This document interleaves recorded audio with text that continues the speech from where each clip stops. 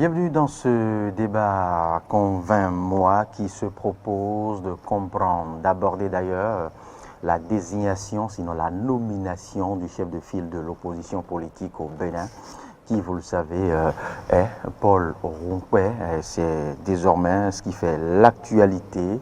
Je ne vous apprends rien, la loi est due, mais elle reste la loi. C'est bien sûr le parti de Paul Rompouet qui remplit, le parti FCBE bien évidemment, enfin ce qui reste du parti FCBE, qui remplit les critères exigés par les dispositions, par le cadre juridique, avoir les 10% pour le scrutin, et bien évidemment c'est inscrit à l'article 7 du Code. On ne crée rien. Alors, comment en est-on arrivé là? Quel rôle revient au chef de file de l'opposition politique au Bénin? Que doit faire Paul Rompouet désormais dans la grande famille politique de l'opposition? Et comment est-ce que les autres partis de l'opposition vont-ils appréhender justement cette nomination? Quand on se souvient quelle était la couleur, la sensibilité, la posture de ce parti FCBE que d'autres pensaient quelque peu proche de la mouvance, eh bien, j'ai reçu plus d'un ténor, plus d'un leader de cette formation politique qui ont confirmé que les FCBE restent de l'opposition et n'ont pas d'acquaintance avec la mouvance présidentielle. On en parle en confrère ce matin avec vous, Arnaud Domarou. Bonjour. Bonjour, cher Miloïs. Vous avez suivi cette information, la désignation du chef de file de l'opposition, c'est désormais effectif. Paul Rompouet a la lourde responsabilité d'organiser la maison opposition de l'Anderno politique béninois. Comment est-ce que vous l'avez accueilli? Comment est-ce que Fraternité a accueilli l'information? Il faut d'abord dire que, étant pas du statut de l'opposition, la loi, cela ne date pas d'aujourd'hui. C'est vrai. Il y a un cadre juridique. La loi 2001-36 du 14 décembre 2002, il y a déjà où le législateur a déjà prévu un cadre pour donner les couleurs. Voilà, donner un statut à l'opposition. Mais aujourd'hui, nous nous retrouvons dans un contexte un peu plus difficile parce que plusieurs formations politiques de l'opposition ne prennent pas part aux différents scrutins et finalement, c'est le parti FCBE, lorsque nous prenons même en compte la dernière élection, l'élection présidentielle, vous avez constaté donc que le seul parti, parlant de formation politique, ayant pris part à ce scrutin-là, c'est la FCBE. L'autre duo, Quentin Corpoué. Donc nous disons que les RLC, la dynamique... Oui, RLC n'est pas un parti politique. Donc la seule formation politique... Ils se réclament de l'opposition. Oui, RLC, d'accord, mais ils ne sont pas un parti politique. Donc, ils ont baptisé la dynamique RLC, restaurer la confiance ou restaurer la confiance. Restaurer la confiance. Mais la seule formation politique de l'opposition ayant pris part à cette élection-là, c'est justement la SCBE. Et lorsque vous reculez, vous allez un peu plus en arrière également lors des élections communales de 2020, vous constatez également que la seule formation de l'opposition ayant pris part à ce scrutin-là, c'est également la FCBE. Et là, vous reculez un peu plus, vous allez au niveau de 2019, vous constatez carrément donc qu'il n'y avait pas de formation politique de l'opposition par rapport à ce scrutin-là. Et donc, trois différentes élections où nous constatons que la seule formation politique, donc ayant pris part à ces trois différents scrutins-là, c'est la FCBE, chose quand même curieuse dans un pays comme le Bénin, où nous avons souvent cette habitude-là d'avoir plusieurs formations politiques dans un discuter quand même un scrutin électoral. C'est le constat qu'on fait déjà. Mais lorsque vous finissez de faire ce constat, vous vous dites donc d'office, il y avait peu de débat sur la formation politique qui devrait quand même faire obligé donc de bénéficier donc de ce statut de chef de file de l'opposition par rapport déjà aux joutes électorales. Étant donné que la loi a prévu que ce soit par rapport spécifiquement à ce poste-là, que ce soit les élections communales et les élections législatives. Alors là, une question vient tout de suite. Pourquoi avoir attendu après la présidentielle pour nommer, je dirais, ou désigner le chef de file de l'opposition? Alors que le législateur n'a pas pris en compte la question de la présidentielle dans le cadre de la législation du chef de l'opposition. C'est des questions qu'il faut vous poser pour vous dire, si vous posez déjà ces questions, pour vous dire donc quelle sera la suite. C'est-à-dire donc que c'est le bon vouloir du chef de l'État, le bon vouloir du chef de l'exécutif de prendre tout son temps et de dire bon, finalement je prends le décret. Mais votre exposé m'inspire aussi une autre question insidieuse. Est-ce à dire que si les joutes électorales précédentes étaient plus inclusives, étaient plus ouvertes aux autres formations politiques telles que les démocrates et autres, qu'on aurait pu avoir une autre formation politique, je ne sais pas, peut-être plus représentative que les FCDE? Oui, tout à fait. Tout à fait. Vous constatez donc qu'on prend 3 joutes électorales et on observe que sous le régime de Patrice Talon depuis 2007, on constate que pour les législatives, pas de parti d'opposition. Pour les communales, la seule formation politique ayant pu prendre part à ce scrutin-là, c'est la FCBE. Bien sûr. Même pour les élections, pour l'élection présidentielle, on remarque que la seule partie politique, la seule formation politique de l'opposition soit représentée dans ce scrutin-là, c'est également la FCBE. Mais je dis que, au-delà de ce constat, la loi a prévu que ce soit qu'on prenne en compte les élections législatives et les élections communales. Mais pourquoi a-t-on attendu là est l'autre question, la réélection de Patrice Talon pour finalement nommer le chef de file de l'opposition? Ce qu'on aurait pu faire. On l'aurait pu faire depuis 2020, parce que justement, on parle de critères. Lorsque vous lisez un peu au niveau de l'article 7 de la loi 2019-45 du 25 novembre 2019, on parle donc de représentants, de députés à l'Assemblée nationale. Mais nous étions dans un contexte, après le dialogue et tout ça, nous étions dans un contexte où on n'avait pas donc d'opposants à l'Assemblée. Les FTE ne remplissent pas cette condition. Ne remplissaient pas ces conditions-là. Donc il fallait attendre les élections communales. On finit les élections communales, on sait que désormais, on a un parti politique, donc la seule formation politique de l'opposition, à prendre part à cette élection-là, la FCBE, mais on attend d'abord, après la présidentielle, pour prendre l'acte qui nomme le chef de file de l'opposition. Alors c'est là la question que vous posez, vous dites, mais si on pouvait donc ne pas prendre l'acte là, que rien ne se passerait. Je ne sais pas si vous me suivez. Mieux vaut tard que jamais dira-t-on. Non, mais ce n'est pas de ça qu'il s'agit. C'est le sérieux qu'on met. Dans l'applicabilité des tests. Dans l'applicabilité des tests. Pour exprimer la volonté, pour ce qu'on appelle, je ne sais pas. Ça dit que le respect des dispositions, le respect des cadres juridiques. Dispositions, mais les implications. C'est-à-dire, nous souhaitons avoir véritablement un cadre digne du nom, une opposition digne du nom, et puis tout ça, de la bonne foi et tout ça. Et puis, bon, on prend le chef de file de l'opposition, mais on l'aurait fait jusqu'après les élections communales, sachant qu'il n'y a aucun critère lié à l'élection présidentielle qui doit intervenir dans le cadre donc, de la nomination du chef de file de l'opposition. On vous dit donc que quelle est l'importance de ce poste-là? Et là, vous voyez l'importance. Revenons à l'opportunité. L'opportunité opportunité, je n'en trouve pas justement parce qu'on aurait pu le faire. Ici, on ne l'a pas fait et personne ne vous y obligeait. C'est-à-dire que le chef de l'État aurait pu. Il fallait quand même le faire. Non, mais on aurait pu le faire depuis. Oui. On ne l'a pas fait et rien ne s'est passé. Donc, on pouvait ne pas le faire. C'est de ça qu'il s'agit. Or, lorsque nous voulons parler de l'opportunité, nous parler de l'importance de quelque chose, c'est-à-dire qu'on retourne l'importance de la chose dès lors que quand le vide devait créer quelque chose. C'est-à-dire, si ce n'est pas important, si en tout cas, bon, on peut le faire ou comme on peut ne pas le faire, on peut le faire aujourd'hui comme on le fait dans 10 ou dans 15 ans, finalement, on ne trouve plus l'opportunité. C'est pour ça que je disais, si on ne l'a pas fait, et c'est aujourd'hui, finalement, on dit, bon, normalement, quand même, c'est le fil de l'opposition, c'est-à-dire que véritablement, à ce niveau, déjà, ça pose le problème de l'opportunité, ça pose même le problème de l'intérêt, de l'intérêt de ce poste-là. Et c'est à cela que vous irez au niveau des avantages, des avantages, je ne sais pas, je ne vais pas parler des avantages, je ne sais pas si vous en trouvez. Mais avant Arnaud de Marou, dites-moi, quel rôle devait jouer le chef de file de l'opposition? Il faut d'abord tout de suite dire que un parti politique n'est pas un syndicat. Un parti politique n'est pas un syndicat. Si un parti politique n'est pas donc un syndicat qui devrait donc défendre les intérêts d'une corporation, mais on parle de l'opposition en plus. Si les gens ont pensé à un statut de l'opposition, c'est parce que dans d'autres contextes, on estime que des voix discordantes sont parfois supprimées. On estime que lorsque certains acteurs politiques sur la de l'opposition tiennent des discours contraires au discours de pouvoir en place, cela peut leur coûter peut-être la privation de leur liberté, cela peut leur coûter une chasse à l'homme. Une chasse aux sorcières. Une chasse aux sorcières.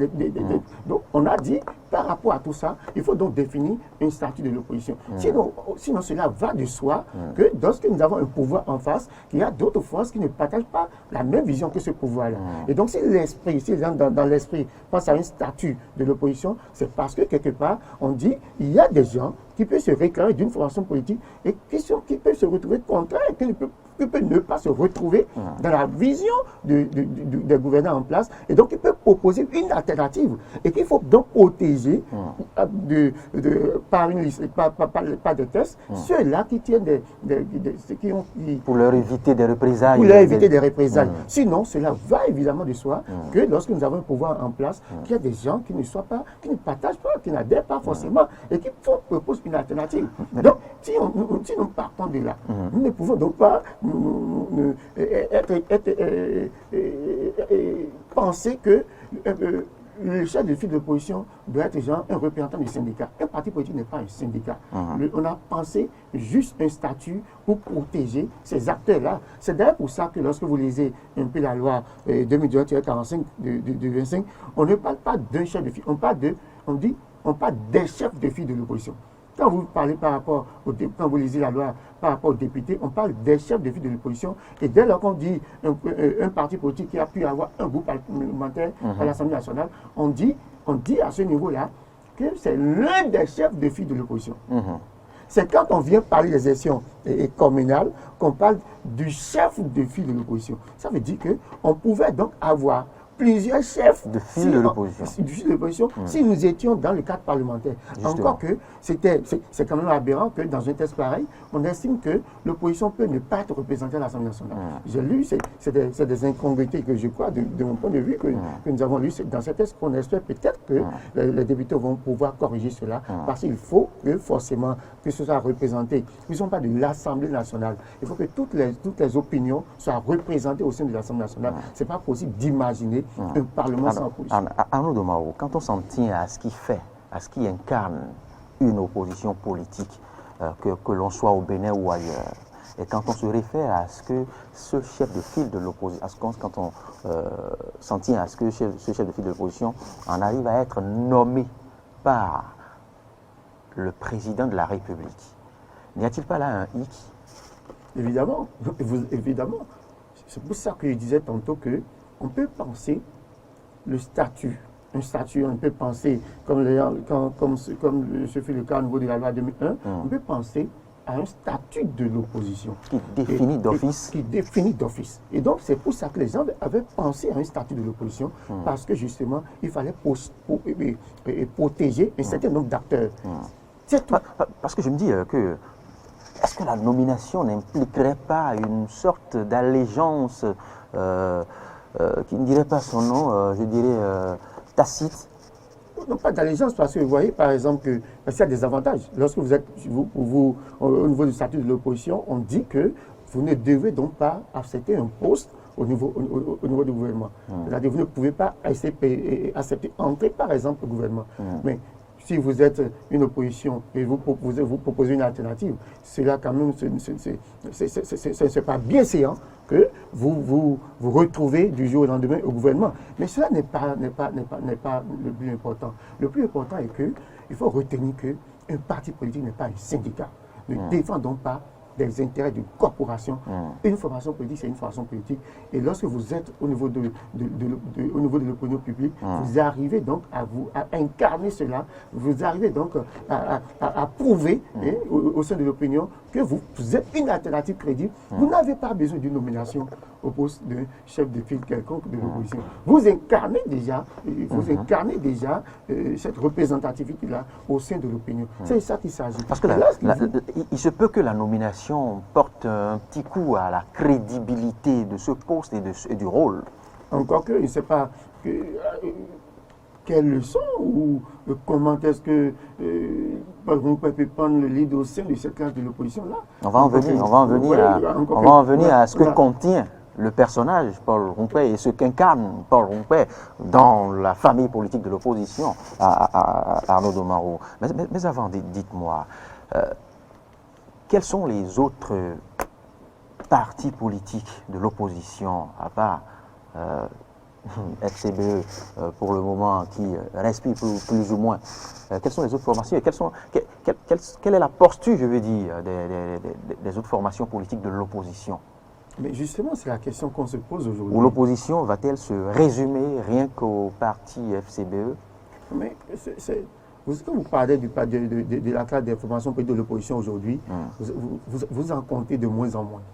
Parce que vous vous retrouvez aujourd'hui... On compte les démocrates, FCDB. FCDB, opposition, une opposition politique qui a d'ailleurs appelé à soutenir... Un parti qui vaut son nom. Un parti qui se résume presque au président du parti qui a restauré l'espoir.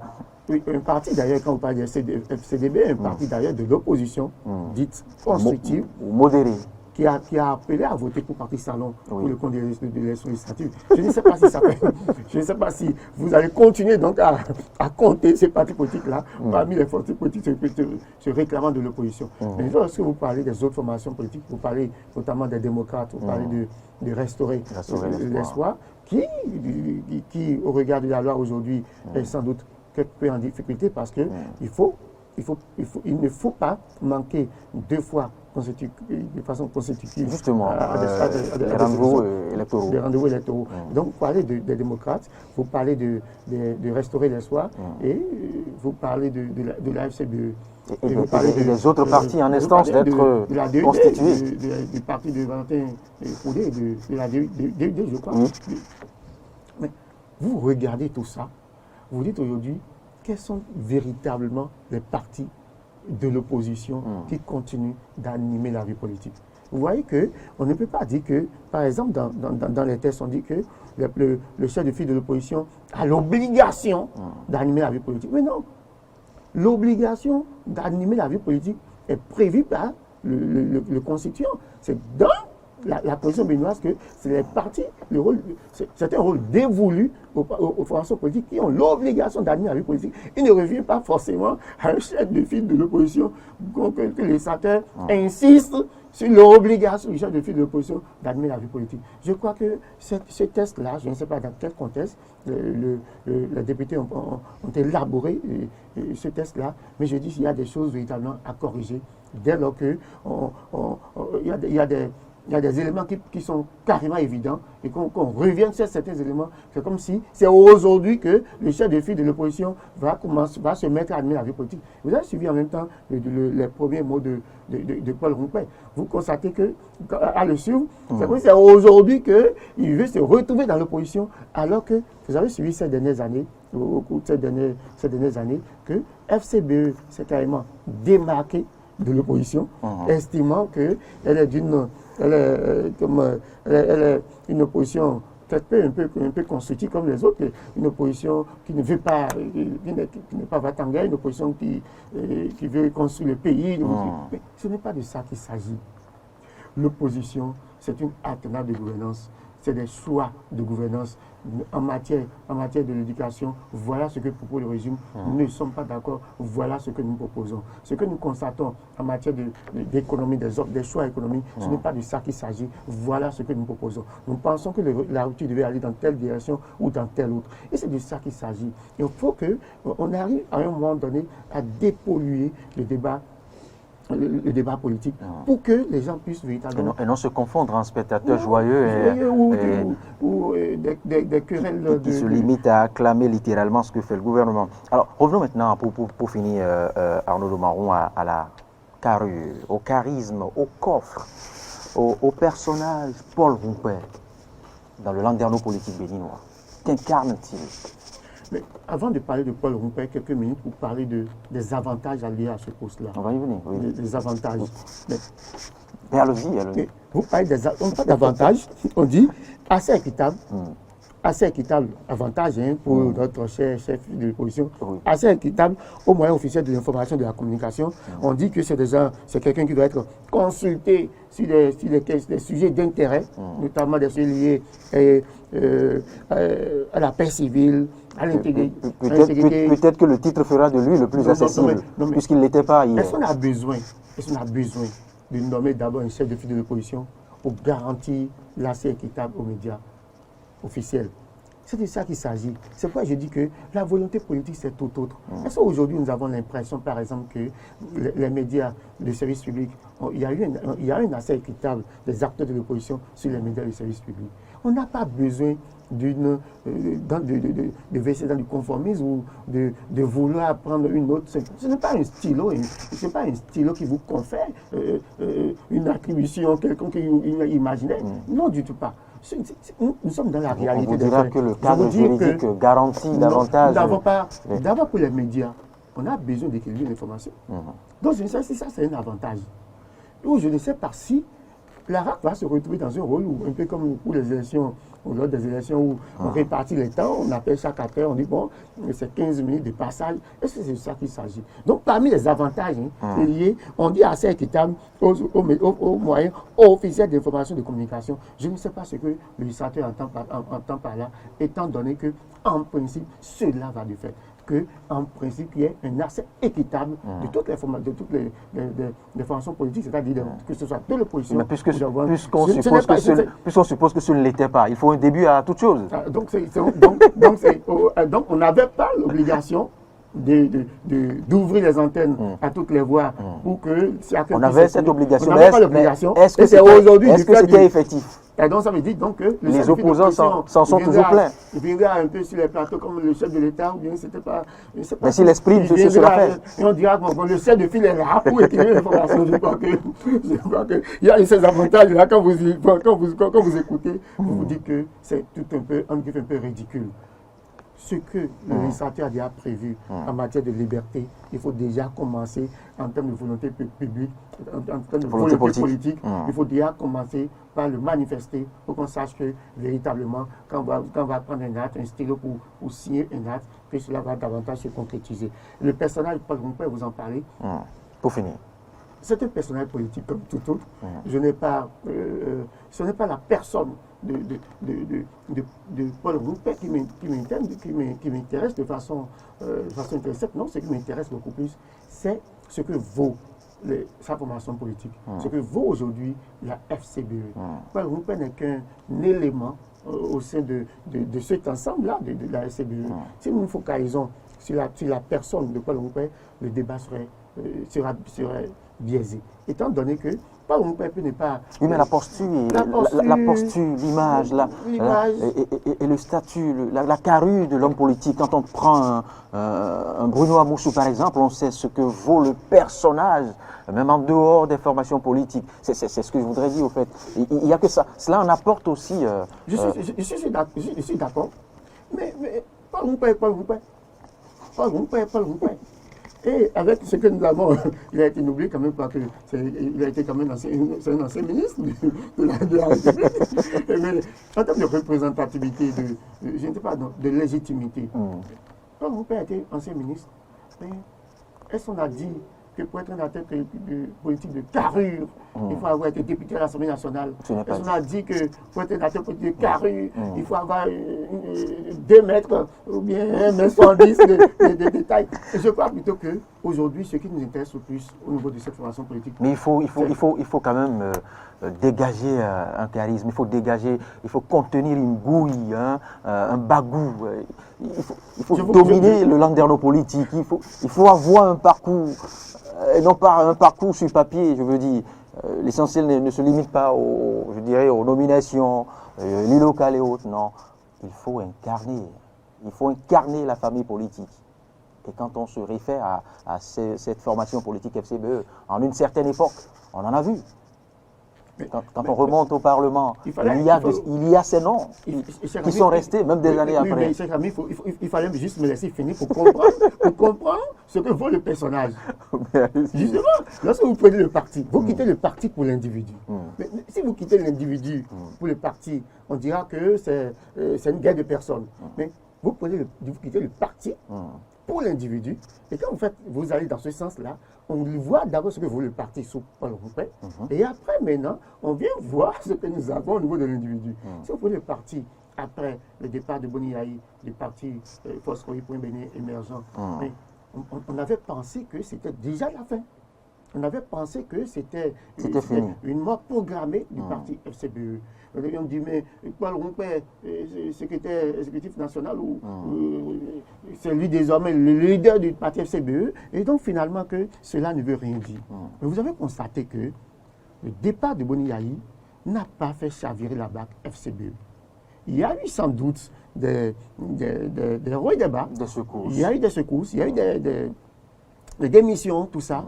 Mais Paul Rompé, avec les railleries, tout ça, en tout cas, a pu tenir. Ça veut dire que si Paul Rompé méritait, avant le départ de Boni Yayi, il ne valait peut-être qu'une note de 5 ou de 3 sur 10. Il a amélioré sa note au cours du temps. Et donc, lorsque vous prenez le parti, vous remarquez que Boni Yayi est parti, FCBE est resté pour les élections communales et a pu quand même puis totaliser 10% des suffrages exprimés. Vous me direz peut-être que s'il y avait plus d'ouverture, si le scrutin était inclusif, si on avait eu droit à une élection beaucoup plus que FCBE n'aurait pas ce score-là. Mais nous ne sommes pas là. Nous, si nous en tenons au fait, FCBE a ce scrutin-là. Le départ de Boni Yayi, on pensait que c'était le déluge, ça n'a pas été le cas. Donc à partir de ce moment-là, il faut compter déjà. Il a pu réaliser la résurrection. Il a pu quand même faire quelque chose. Mais nous revenons maintenant à l'élection présidentielle. Vous remarquez que pour le compte de la présidentielle, il y a des maires élus FCBE, mais qui n'ont pas pu lever le petit doigt pour faire campagne pour leur formation politique d'origine. Et là, vous vous demandez la question, posez la question de savoir, mais finalement, que vaut ce parti? Si sur 77 maires, 111 maires sont déjà de la mouvance et qu'il ne restait donc que 6 maires pour faire campagne pour le parti FCBE. Mais vous n'avez pas l'impression, vous n'avez pas observé que tous ces maires-là sont restés fidèles et ont fait campagne comme cela se doit pour le parti FCBE. Cela dénote de ce que quelque part, au niveau de cette formation politique, il reste encore beaucoup à faire. Et à partir de ce moment-là, ça veut dire que Paul Rompé ne peut pas se satisfaire aujourd'hui des résultats que le parti a pu engranger. On peut toujours dire que certains leaders de certaines régions sont restés au niveau, sont restés fidèles, ils sont restés dans la barque FCBE. Et cela continue quand même de mouiller le maillot. Certaines populations continuent quand même de se retrouver au niveau à travers ces leaders politiques-là. Donc, le parti FCBE que tient aujourd'hui de mettre Paul Rompé continue de faire son petit bonhomme de chemin. À partir de ce moment-là, on ne peut pas dire aujourd'hui que Paul Rompé ne vaut pas un clou. On peut dire, on l'a pas dit. Non, je ne dis pas qu'on le dit. Non, parce que vous savez, tout ce qu'on dit sur Paul Rompé, parce que le personnage, on le connaît, on sait comment il est arrivé au devant de la scène sous Boni Yayi. Mais on dit qu'aujourd'hui, je dis plutôt qu'aujourd'hui, Paul Rompé a fait du chemin. Il lui reste beaucoup plus à mieux faire. Il peut mieux faire. Il ne s'agit pas pour lui de rester dans ce titre ronflant de chef de file d'opposition qui en réalité est vide. C'est ça que j'ai. C'est vous qui le pensez. Non, mais c'est totalement vide et cela ne va pas lui apporter un plus en termes d'image, en termes de charisme, du tout pas. Si Paul Rompé mais c'est Arnaud Domaou qui pense que cela ne va rien apporter à Paul Si Paul Rompé pense que le chef de file de l'opposition. Porter ce titre-là suffit pour lui permettre d'incarner une certaine leadership au sein de l'opposition. Une certaine légitimité de l'opposition. Je crois que ce serait une grave erreur. Il a beaucoup plus à travailler au niveau de sa formation politique pour repositionner beaucoup plus la SCBE. Parce que le jour où on aura des élections un peu plus inclusives, je ne sais pas le score que fera FCBE. Arnaud Domaou, c'est tout pour ce numéro de Convainc-moi. Que nous reste-t-il à souhaiter à Paul Rompé? Bonne chance et que vive la famille politique de l'opposition, parce que c'est aussi cela la démocratie. Il n'y a pas de démocratie sans opposition viable et vivante et vivifiante. C'est l'opposition qui vivifie la démocratie. Et une opposition digne du nom. C'est pour ça que par bonne chance à Paul Rompé. Je dis du courage à Paul Rompé pour qu'il continue de replacer, de repositionner sa formation politique. De donner vie à l'opposition. Plutôt de donner vie à son parti politique qui, avec ce que nous voyons là, n'est véritablement pas, n'incarne pas encore véritablement ce que cela devrait incarner. Je vous ai donné juste l'exemple pour le compte de l'élection présidentielle où on devait avoir une formation politique qui a bénéficié, n'oubliez pas, du financement public. Il a tout le temps.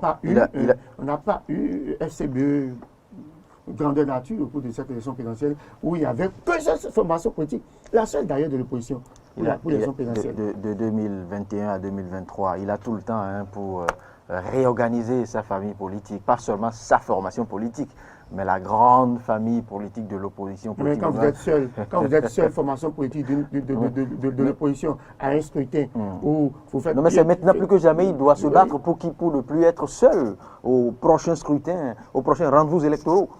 C'est maintenant plus que jamais. Donc, il se doit de réorganiser sa maison. Il doit se battre, non pas pour le chef de file de l'opposition qui n'incarne pas véritablement, mais il doit se battre beaucoup plus pour sa formation politique. Parce qu'avec ça, avec ce score que nous avons là, dès que nous aurons une élection beaucoup plus ouverte, avec cette formation politique, merci Arnaud. Il y aura beaucoup de difficultés. Merci pour votre lecture, merci pour votre analyse. Je rappelle que vous êtes journaliste au sein du groupe de presse Fraternité. Vous avez abordé, consacré votre tribune principale du jour justement à cette information qui vous a fait déplacer sur Glo. Vous avez savouré de l'appui à Glodibé. Merci, bon retour Arnaud. Merci.